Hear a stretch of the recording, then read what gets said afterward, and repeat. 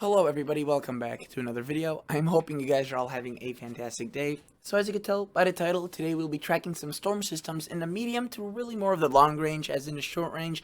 Nothing big is brewing. I wouldn't say in the long range either, right? But there is a lot of uncertainty in the forecast, and there are abrupt changes within the models every single day. And I just kind of want to give you a good overview of what's to come across the United States and southern Canada. Before we get into this, if you're new to this channel, hello, welcome. I am a hobbyist. I just talk about the weather, and if you like this video, right, enjoy it, you like the other videos on this channel, consider subscribing. That helps out a ton. Consider hitting the thumbs up button, and if not, that's perfectly fine. Just thank you for watching in the first place. If you have any comments or concerns, leave them down below. I read and answer just about most of the comments, so if anything to say, let me know. Alright, let's start off by looking at the radar, interactive radar. And by the looks of it, again, as I mentioned, there's nothing really big going on. There isn't a large spinning system with a huge low pressure, but what we do have, look across the southern United States, Georgia, Alabama, South Carolina, North Carolina, right? This isn't a big system, but it's more of a bunch of little smaller pop-up showers that are in a moisture-fueled atmosphere. And by the way, this is pretty much the most active thing that's going on across the US right now. There are a few storms across southern Canada. By the way, most of these storms are not severe. However, if you get into, say, you could see some of these darker cells, right? Each one of those will have torrential downpours. Look at that, Albany just getting swept by one not that long ago. Definitely quite a bit of rain and quite a bit of water, but again, not really a severe weather threat. Obviously, a torrential downpour and some burst of strong wind is still obviously possible. But yeah, those are meandering their way through the south, and they will continue to do so as we approach the evening hours, but they will die out more during the overnight. Notice the southwest, what we have going on. Again, really much of the same story. It's good news. A lot of these locations need that precipitation. Notice the orientation of these storms. They're flowing to the north, and west, right? It's not really to the east or to the south or to the west. It's really kind of, if you actually take a larger picture of this, notice, look at that. It's streaming at times perfectly to the north. Further right here, it's streaming to the west, and here it's to the south. And if I were to take a larger picture of this, look what we have going on. So we have the showers from the north coming into the northern United States. These kind of streaming all the way into a low pressure that's all the way in central Canada, which you can't pick up on a radar. But it's pretty much a ring of fire pattern. There's a lot of heat that is occurring across the central United States and the western United States. And what that is causing is basically this consistent pattern of rain. So I just want to take a look at this, right? Notice there were quite a few clusters. Look at that, even across Minnesota, of thunderstorms. Look at the orientation, right? Do you see the thing? Let me just draw it out. We have storms moving in this direction a bit, sidetracking. We have storms kind of taking a path similar to what I'm drawing out here. Come on, let's go. It's basically flowing in this snail-like pattern, and that will continue, and that's why there will be a northwest flow that I've been talking about for several days now, streaming into most of the precip into the Great Lakes, the northeast, kind of avoiding the areas of the upper plains, the central US, which really isn't good, as they could dry out, and they will be seeing pretty hot temperatures. I do want to point something out, which goes to show, which will demonstrate how volatile this or how uncertain these forecasts are. Do you see this right here across North Dakota and Minnesota? Look at this. That was a powerful line of storms that moved through. A lot of rain fell with that. Not really enough to make a huge dent in the drought, but definitely some relief. And look, it's still pushing now all the way almost into South Dakota, which again is a good news. It's dumping quite a bit of rain, and this one is in fact actually severe warned. And let's take a look at the weather model now. I want to keep you reminded that, again, that system, right, you could see. Let's go back to the HER model and see if any of these models predicted this. Okay, so this is the HER model, right? It goes out to 18 hours usually. It's very good at predicting what will happen in a short range. But look, it didn't even pick up on this thing, right? This is an older model, so I could see, what it showed in the morning hours. Now it's 4 o'clock. We have that cluster. It shows nothing. You can see, South Dakota, North Dakota is dry, but this is what the radar looks like. It's different. So I just want to emphasize that even if the weather models, especially the longer range that go out, 50, 60, 100 hours, if the shorter range can't pick that up, such disturbances, your forecast may go from sunny to a heck of a lot of rain or a heck of a lot of different more clouds, cooler temperatures, anything associated with cloud cover and rain. So with that in mind, again, a lot of these things will be changing, and but there's a few things that we're confident in. One of those things is the heat across the northwest, the monsoons across the southwest, and again, the kind of we're almost certain that there will be a certain aspect of unpredictability, especially after what's happening, compared to what the model shows and versus the radar. I want to take a look at the severe thunderstorm warning. As you can see, it's pretty big. It's not too bad. 60-mile-per-hour wind gusts. The hail isn't massive. It's not one of those that has, 3-inch hail, 100-mile-per-hour wind gusts that sometimes do occur across the plains. It's barely there. It's barely a severe thunderstorm, but it's delivering quite a bit of rain, and that's definitely a good thing. And notice that a lot of these areas here are filled with water. You can see those creeks and rivers flooding across Indiana, the Ohio Valley, right? Even towards the south, the southeast, and the northeast.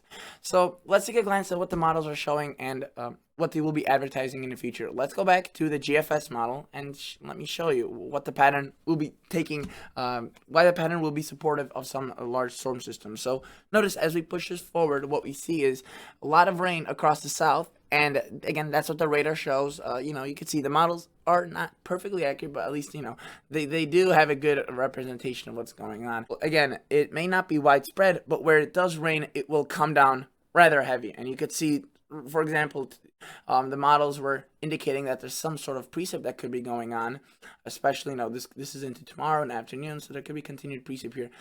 Notice, again, it's not widespread, but where it does occur, it pours. And the weather models have troubles kind of showing that, so they show it more as a light green. Notice what we continue seeing, this moisture across the south, southwest, more now into the northern United States, getting in some of the areas where they desperately need it. But look at the flow of this. Let me just zoom this forward. It's a continuous northwest to southeast flow for much of the eastern, northeastern U.S. For the south, it's more of like a stagnated cold front that just continues producing pop-up showers. And for the southwest, it's just, again, pop-up monsoons, which are actually more moving towards from the northeast to the southeast, southwest direction. Kind of towards California. But notice, right, while there are daily chances of storms, you can see this is Friday, now this is into Saturday, there is a larger system that will be occurring on this weekend. Earlier in the models were showing a very large system out of this. Now they are a bit less confident, but they're still showing definitely a more organized storm. You can see a widespread cold front, probably some pretty good amounts of rain. And notice as we get into Sunday and Monday, we see a reinvigoration right there, pushing towards the south again. Look at that, the northeast, seeing more heavy rain. And then another system moves in that is helped with the monsoon moisture, but really the center of it came off British Columbia. And look, this is early next week, and look, we have another system that delivers another cold front across the U.S. Again, this looks pretty weak, but I do assure you some of these storms will be rather nasty. But hopefully it's more of the rain that fruits out of them, because that's what we need. And notice again, towards the northeast, towards the mid-Atlantic, and off the United States coast, we see the rain move out. And that's another cold front, right? Now, at this point, we are very, very far out, but notice a lot of the things are still the same. Not much activity towards the central United States. It's more towards the northeast, the south, and the monsoons, and that trend continues. You can see the moisture. It will take, brief dips into Nebraska, Kansas, Oklahoma with its precipitation, and hopefully it does, because those areas look dry, and I'll show you the precip outlook.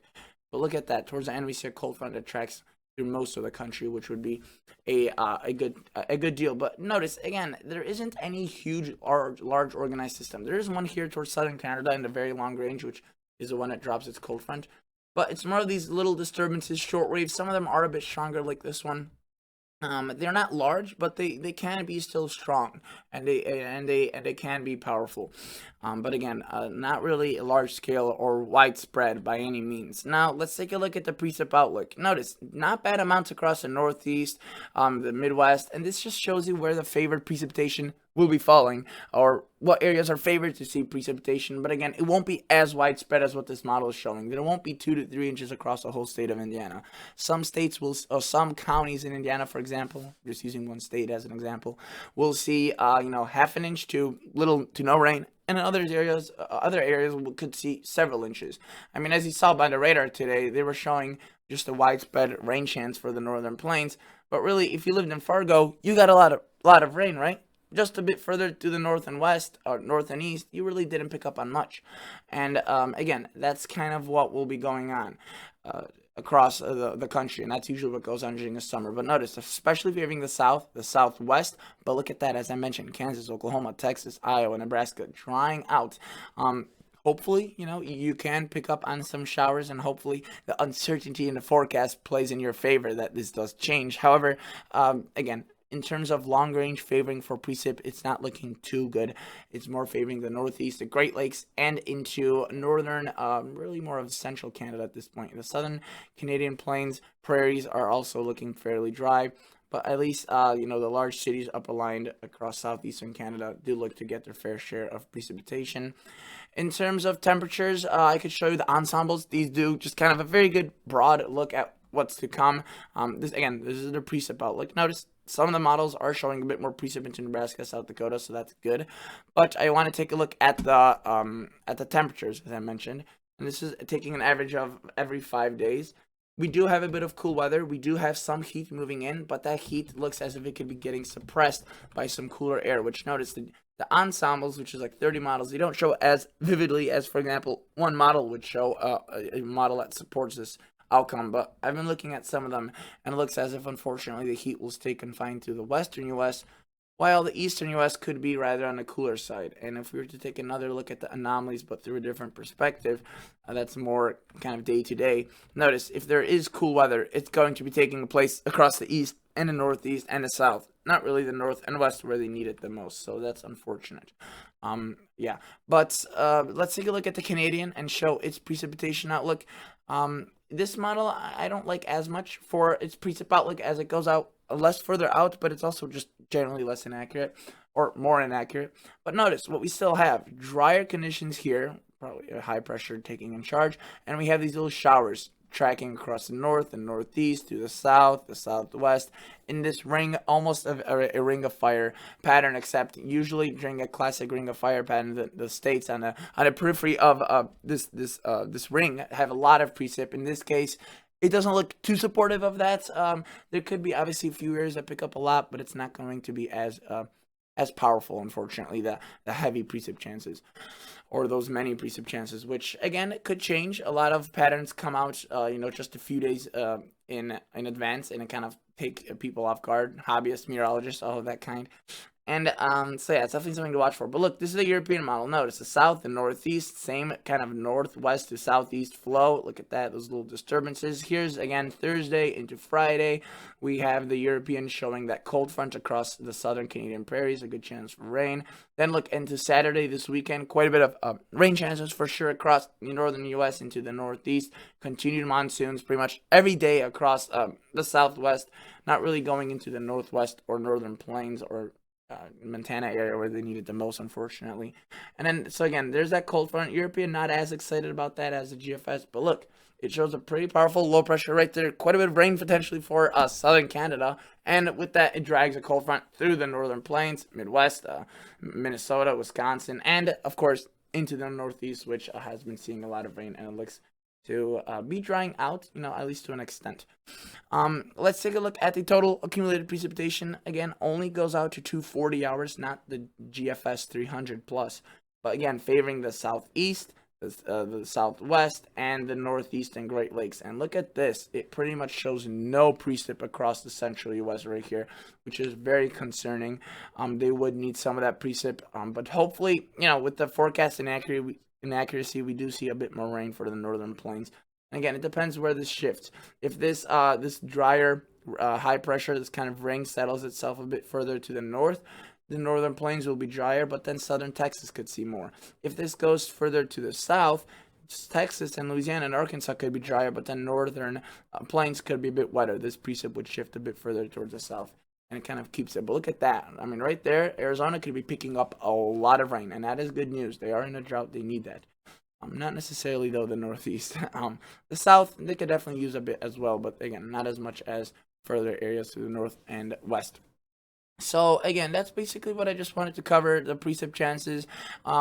If you're still a bit confused on what's to come, expect a pattern that is not filled with giant systems in terms of low pressure systems, though definitely a lot of individual storm chances, kind of on a day-to-day basis, again favoring the Northeast, Great Lakes, Southern United States, Southwest.